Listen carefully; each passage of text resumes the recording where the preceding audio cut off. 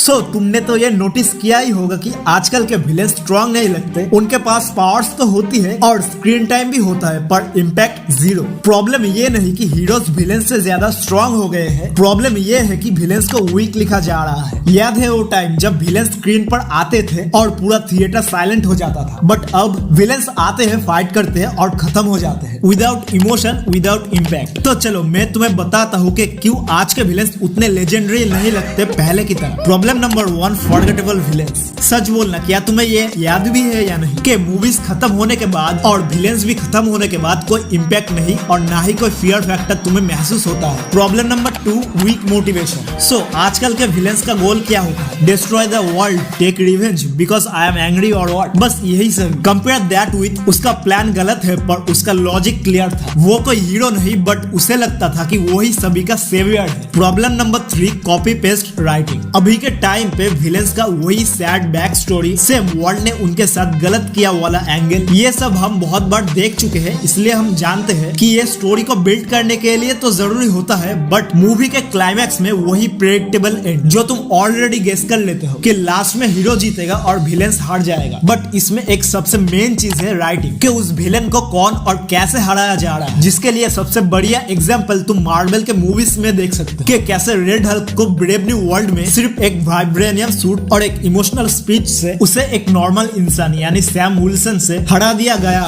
या फिर last year I fantastic 4 में गैलेक्टस को कितना वीक दिखाया गया, नहीं तो थंडरबोल्ट्स में सेंट्री यानी वॉइड को प्यार के मदद से हराया गया। और थॉर लव एंड थंडर के विलेन यानी गॉड को तो हम छोड़ ही देते हैं, उसके बारे में क्या ही बात, एंड में उसे बच्चा चोर बना दिया गया था। एंड लास्ट में एंटमैन क्वांटुमेनिया को हम कैसे भूल सकते हैं? उस मूवी के main villain Kang the conqueror को इतनी आसानी से एंटमैन के हाथों हरा दिया गया, जिसने खुद ना जाने कितने एवेंजर्स को मारा हो, जिसको थैनोस के बाद मार्वल का बिग बैड बनना था। उसको अगर तुम ऐसे दिखाओगे तो उन विलेन्स की क्या ही औकात रह जाएगी। ऑडियंस को चाहिए विलेन्स में emotional depth, shocking factor plus strong motive और मूवी के आखिर में एक अनप्रेडिक्टेबल एंडिंग, तभी जाकर लोग उसे एक्सेप्ट करेंगे और थिएटर से निकलने के बाद भी याद रखेंगे। तो अब बात है क्यों पुराने विलेन्स इतने लेजेंडरी हुआ करते थे। ओल्ड विलेन्स सिर्फ स्ट्रॉन्ग नहीं थे, वो डेंजरस भी थे। तो फर्स्ट ऑफ ऑल उनको केओस चाहिए था, फुल प्रूफ प्लान के साथ, बस डिस्ट्रक्शन। सिर्फ मसल नहीं, माइंडसेट भी पावरफुल होता था। ट्रिकस्टर, मैनिपुलेटर और इमोशनल डेप्थ, ये सभी विलेन सिर्फ हीरो से फाइट नहीं करते थे, वो हीरो को अंदर ही अंदर ब्रेक करते थे, कभी फिजिकली तो कभी मेंटली। तो अब सवाल ये है कि क्या फिक्स करना जरूरी है। नंबर 1, गिव विलेन्स अ फिलोसॉफी। विलेन को लगना चाहिए कि वो राइट है, जब ऑडियंस कंफ्यूज हो जाए कि एक गलत है या एक्चुअली सही बोल रहा है। Number 2, let villain win. कभी कभी विलेन्स को जीतना चाहिए, हर बार हीरो जीतेगा तो टेंशन कैसे बढ़ेगा। इमेजिन करो विलेन जीत जाए और हीरो फेल हो जाए, सडनली स्टोरी अनप्रेडिक्टेबल हो जाएगी। इसका बेस्ट एग्जांपल आप एवेंजर्स इन्फिनिटी वॉर में देख सकते हो। Number 3, make it personal. Her bar hero versus villain fight नहीं होनी चाहिए, कभी कभी वो एक पर्सनल वॉर होनी चाहिए। जब स्टेक्स पर्सनल होते हैं तभी जाके वो इमोशंस हिट करते हैं। तो number 4, build presence not just power. Villain का पावरफुल होना इनफ नहीं है, उसकी एंट्री पावरफुल और सीरियस होनी चाहिए। स्क्रीन पर आते ही फील आना चाहिए कि अब कुछ सीरियस और डेंजरस होने वाला है, खास करके उसका फिलोसॉफी और पावरफुल डायलॉग्स जो सुनने के बाद तुम्हें बहुत ही गंदा हिट करता है। सो ओवरऑल प्रॉब्लम विलेन्स में नहीं है, प्रॉब्लम राइटिंग में है। और जब तक राइटर्स रिस्क नहीं लेंगे तब तक विलेन सिर्फ ऑब्स्टिकल रहेंगे, लेजेंड नहीं। So that's for it in this video. Video पसंद आए तो लाइक और सब्सक्राइब जरूर करना और कमेंट में अपना टॉप 5 बेस्ट विलेन का लिस्ट जरूर लिखना, क्योंकि वो कहते हैं ना,